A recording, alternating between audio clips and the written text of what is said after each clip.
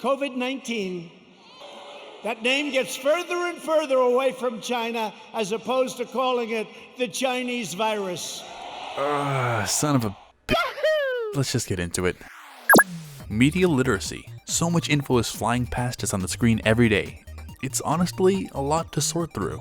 Media literacy is a critical skill to have in this day and age. It's the ability to decode the subtext and intent behind a work of media. And before we get into it, let's move past looking at media literacy as something like this meme right here. American art director Paul Rand said, "Everything is designed." And Alice Rawsthorne, a design critic, said, "Design is one of the most powerful forces in our lives, whether or not we're aware of it." The device you're watching this video on was designed. The toilet you sit on, the cup you're drinking from, the neighborhood you're living in, all of it was designed. A friend at IDEO introduced me to this concept about a year ago, and it's stuck with me ever since. And yes, while I've mostly been listing products and not necessarily media, media is also designed, and it's designed with intent. On the surface level, that intent is to entertain, but if you dig a little deeper, it's often more than just some funny goofs. And that underlying message can be accidentally or intentionally harmful. Now, I know, if media literacy is a new concept, this just may seem like the ramblings of a conspiracy loon. But stick with me to the end of the video, and I promise it's not as crazy as it sounds. We aren't focusing on any one game in specific, or even on games exclusively today. But by the end of this video, I'm hoping to equip you with the basic tools to decipher all forms of media presented to you and the intent behind them. There are a lot of resources out there for media literacy, but I'll be mostly referencing the works of Elizabeth Thorman and Tessa Joel from the Center of Media Literacy, as well as Richard Campbell, Christopher R. Martin, and Bettina Fabos and their book Media and Culture, Mass Communication in a Digital Age. So we'll be going over and applying the 5 core concepts of media literacy. Number 1. All media messages are constructed. Someone is behind everything you see on screen. A comedian, a PR team, a racist, sexist, homophobic, all-around stinky person. It's very easy nowadays for anyone to hurl their words out into the ether, so it's very important to be conscious of who's saying those words. Next core concept. Media messages are constructed using a format with its own rules. Scary music, flashy visuals, and succinct word choice are just a few tools creators have at their disposal to captivate an audience and strategically tell their story in the most efficient way possible. Core concept number 3. Different people experience the same media differently. The Confederate flag is a symbol of hate to me and everyone I know, but there are people out there who view it as their heritage. This in no way justifies touting this racist Treason rag. but it's important to recognize that different audience groups will see things differently than yourself. Core concept number 4. Media has embedded values and points of view. What lifestyles and values are being represented or omitted from a message? How do the actions and reactions within a story reflect the themes of the content? Who is the main protagonist? Wow, this is so amazing. I love all cultures. I am so progressive. And even if a certain demographic is included, how is that person depicted? Core concept number 5. Most media messages are organized to gain profit or power. Companies want you to buy their products, legislators want you to vote them into office, and YouTubers want you to like, comment, and subscribes. Don't forget to like, comment, subscribe. And with that, we have our main points of focus: authors, format, audience, message, and purpose. Core elements that media literacy carefully examines through a series of questions. Who is behind the message? What tools are at their disposal? What are audience responses? What themes and perspectives are represented? And what is the intent of this media?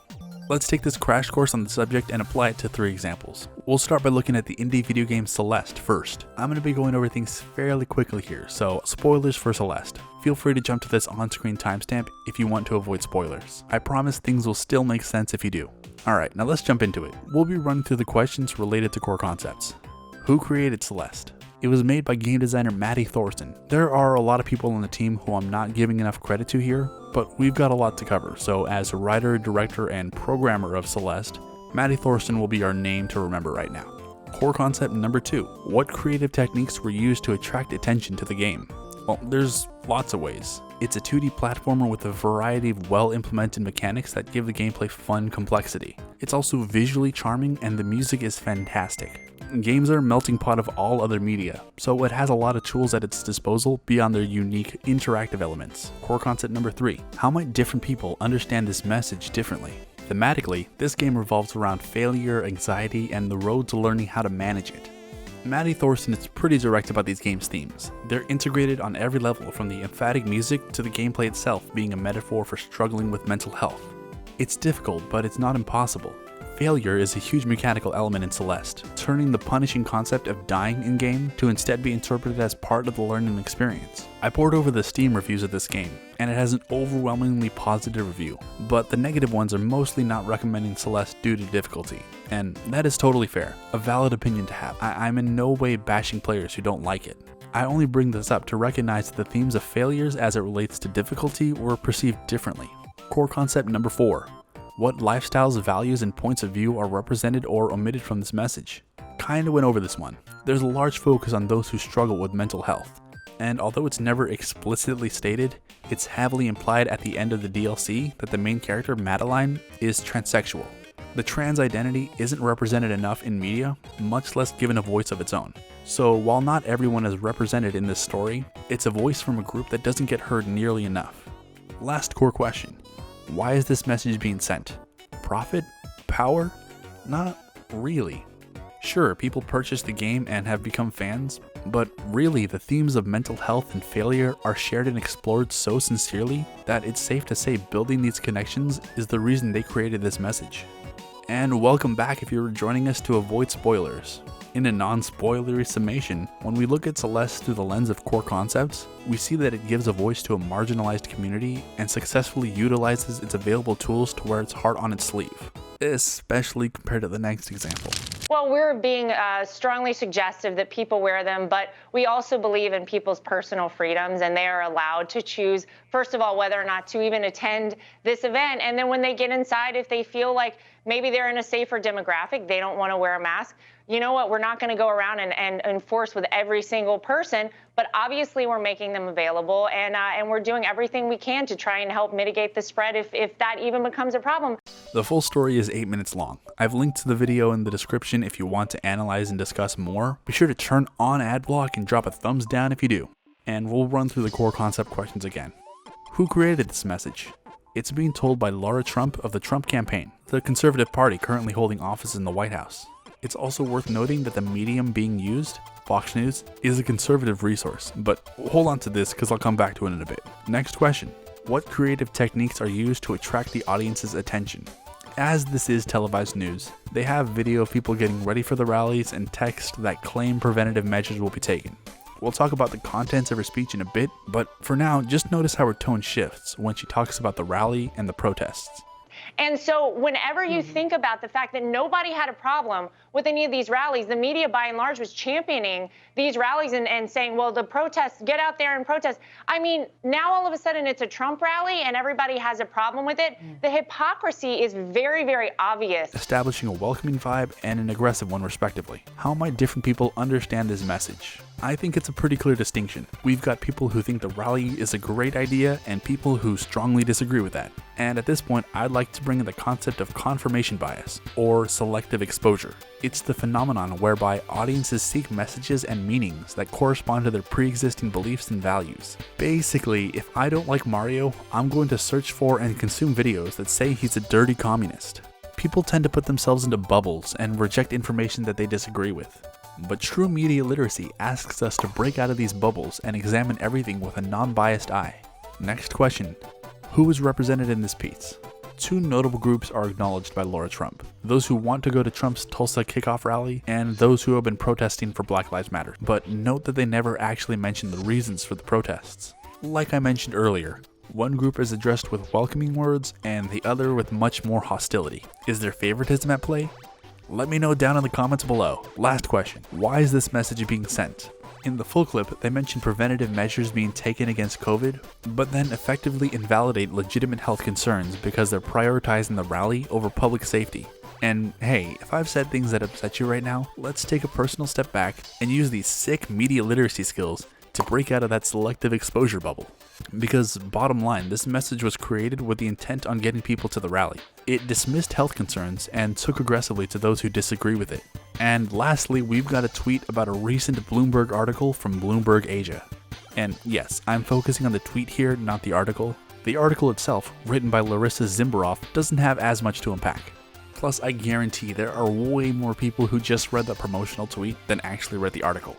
So what are we looking at here?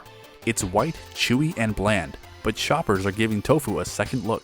As coronavirus forced meat packing factory shutdowns, consumers suddenly found themselves searching for an alternative source of protein. Enter the humble food made from soybeans, and then a picture of mass-produced tofu captioned, "Consumers are learning to love tofu during the pandemic." Alright, time for core questions. You know the drill. Who created this message? It's safe to say the tweet was made by whoever runs the social media account and not the article writer Zimbarov herself. A social media job like this leans closer to marketing rather than journalism. Their goal is to get people interested in what Zimbarov has to say. Perfect transition to the next core concept. What tools are being used to get their audience engaged? It's a tweet, so they've got words and a picture. They start with vague, generally negative adjectives to create an air of mystery around the topic, and a picture of tofu. Next core question. How might different people understand the message differently? White, chewy, and bland? First off, if you've got chewy tofu, maybe check the expiration date. Second, the photo they chose to use is blocks of tofu on the conveyor belt in a factory. If you're like me and you've eaten lots of tofu in your life, you know that this photo undersells tofu hard. But if you haven't had much exposure to tofu, you might share the opinions of @BloombergAsia. What cultures and communities are represented or omitted from this message? In this tweet, Asians and Asian Americans are omitted from the conversation. Sure, consumers are now turning to this protein alternative, but it's not like they're discovering it for the world. By only addressing it as white, chewy, and bland, the communities who have a history with tofu are effectively erased. It gets treated as this Wild West just waiting to be tamed. Last core question real quick. Why is this tweet being sent? Like I said, to get clicks on the article. Maybe there's some intent to educate the audience, but given who is addressed and who is left out of the conversation, I'm more inclined to say the intent of this tweet was profit. Since initially writing this, the tweet has been taken down, but that's not an excuse for the carelessness in the first place, and I'm certain that this is not the only example. Alright, we've got 3 pieces of media in front of us. I'm going to put them into 3 categories real quick. Transparent, misleading, and willfully deceitful. Ideally, all media should be transparent, but oftentimes media is strategically created because someone really wants something from you. Money, time, like, comment, subscribes, whatever the case may be. Once you know what they want, it's important to understand how they're doing it. Are they omitting information or vilifying other groups? What does a game like Call of Juarez the Cartel accomplish by having the player mindlessly gun down waves of Black and Latino enemies? You have a relationship with each piece of media you consume, and like a romantic relationship, it's important to recognize if it's a healthy relationship or an abusive one. And I know these categories are pretty general, but it'll suffice for today. So what was the point of all this? Well, now that we've accessed the media, analyzed it, and evaluated its place in the world, you're equipped to act. And this could be a wide variety of things. Boycott using a product, make YouTube videos to share what you've learned, or even just hold yourself accountable to that knowledge and continue to be more aware of a certain media that's in your everyday life. There's a lot of little things you can do going forward. At the end of the day, media literacy is all about learning and growth. Whether that means recognizing a deeper meaning when media creators are trying to sell you something, broadening your horizons to see what other people are learning, or finding connections through an intimate story. I hope I've helped y'all in even just a small way today.